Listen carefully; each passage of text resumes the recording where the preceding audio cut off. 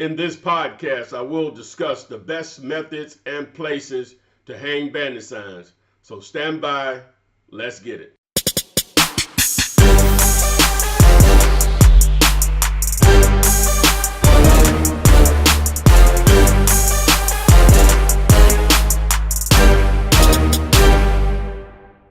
Hello guys, it's Ty AK, the Flip Man. The best places and the best way to place bandit signs, to hang bandit signs, in my opinion. If you watch any number of my videos, you know I'm a strong and a huge component of bandit signs. The reason why, for me, they're the most effective way of getting leads. You do not have to do bandit signs to do this business. Let me make that clear.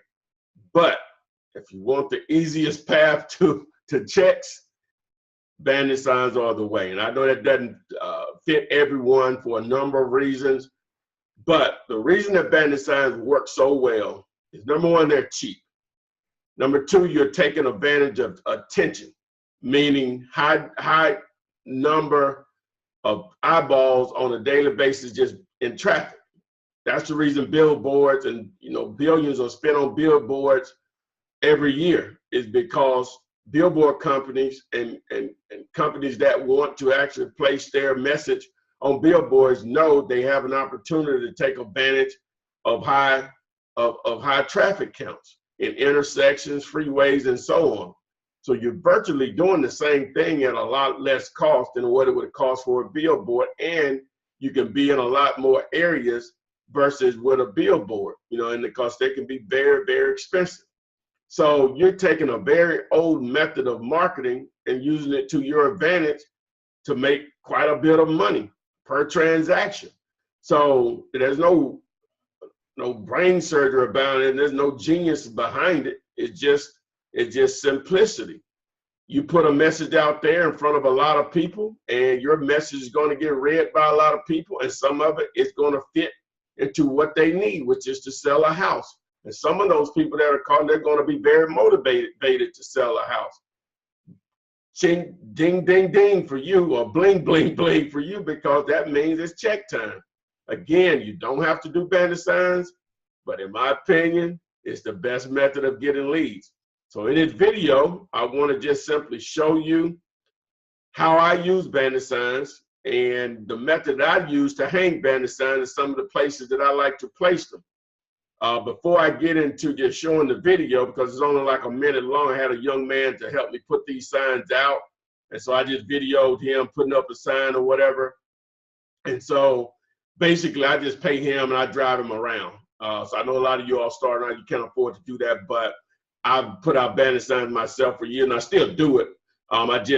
This guy needed a little work and I didn't have anything to do, anything to offer him. So I said, let me just drive him around and put on. So I was like, wow, I got a lot more done than when I would normally do, because I would have to stop, get out of the car, trying to find a place to park where I don't get hit and all this stuff, where I can just drop him off. He pops out and we can get in the areas that I normally, it'll be a challenge for me to get there because there's no parking. And so I can just drop him off and circle the block or whatever and come back and he just jumps back in the vehicle. So boom, so I'm going to do a lot more of that. It'll pay for itself. I already know that. And so, but basically what you're going to see in the video is him using the cable ties. I don't use stakes. I used to nail them up on wooden poles, and I know a lot of cities don't have wooden poles as far as power poles, light poles, however you want to term them. So cable ties, and what you do with cable ties is you'll wrap them around stop signs, yield signs, do not enter signs, no parking signs. All of these signs are just everywhere, even more so than the light poles, and they're normally positioned in areas that traffic is jammed up to. So you're taking advantage of just that positioning, and again, it's just so simple to do versus stakes for sure. Nailing them up is really no big deal if you have enough pole. But with these are everywhere. So there's no issue with saying, well, we don't have these in our city. These are everywhere. These type of signs that you can place or wrap signs around. Now get into the legality. All cities, all states all counties are going to have ordinances against bandit signs. There's nothing to think about that. That's everywhere. So you want to know where to place signs. Well, in most cases, most people want to place signs where other signs don't exist so they can, I guess, corner that area. The problem with that is bandit signs are nothing new. In most cases, people that have been using them in your market for a while, they've been using the signs. They already know where they can get away with signs. So for you, you could do the same thing, but you're going to pick it back off where they've already played. Now, you can test in areas where they don't exist. You can do that, because it's all about how long your signs are going to stay up. So what I always tell my students, just go where signs already exist in your market and you do the same. Well, there's 4 signs on that pole. Okay, well, number one, you're not going to probably put them on poles anyway if you follow my instructions. But even if you were, McDonald's sells hamburgers, Burger King sells hamburgers, Wendy's, Hardee's, In-N-Out, Jack in the Box, you get the picture. But all of them make money. There's nothing wrong with that. They'll call your number and they'll call everyone. So you answer, you just make sure you pick up your phone as soon as you can, or you call them back as soon as you can, and you'll do your share of deals. So I'm gonna go ahead and run the video and check my man out here. So right here, you're seeing him place the cable ties through the holes. What I do, I punch 4 holes in for 2 cable ties that allows it to stay. Sometimes they'll still slide down because I guess the plastic cable ties, they'll stretch because of heat or cold weather or whatever situation. But what you're going to see here now is him hanging the actual sign and just pulling it through. Boom, just pull it tight, and there you go. So you'll also see that this is right off a freeway exit. This is not a busy exit on a continuous basis. It's off an exit where there's a large manufacturer, and so it goes in shifts as far as the traffic. But I wanted to do it here so I could, we wouldn't have to worry about a lot of traffic and people seeing what we were doing. So boom, there's the sign. I have it hidden there, flipmanpodcast.com if you want to check out my podcast. But I just wanted to make sure that you saw, hey, boom, that's how it goes. So I didn't want to put my phone number out there. People are so crazy, man. You won't believe some of the stuff I get. So I hit it with my logo at flipmanpodcast.com, but you can get on Android and Apple. So boom, so that's my method of putting out bandit signs and where I place them. So you need to just be, I'm gonna stop the screen sharing here. Just be creative on where you're going to place your signs and think outside of the box. If they're not getting any life out of them, then you're not going to be successful at getting calls. You need to get weeks out of your signs.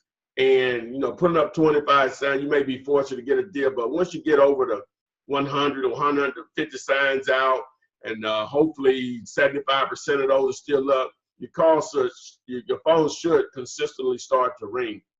So bandit signs, that's my thing. It is what it is, when dealing with houses. There are other methods that I say you don't have to do bandit signs, but in my opinion, it's the best method of getting leads in your pipeline, which turns into actual deals.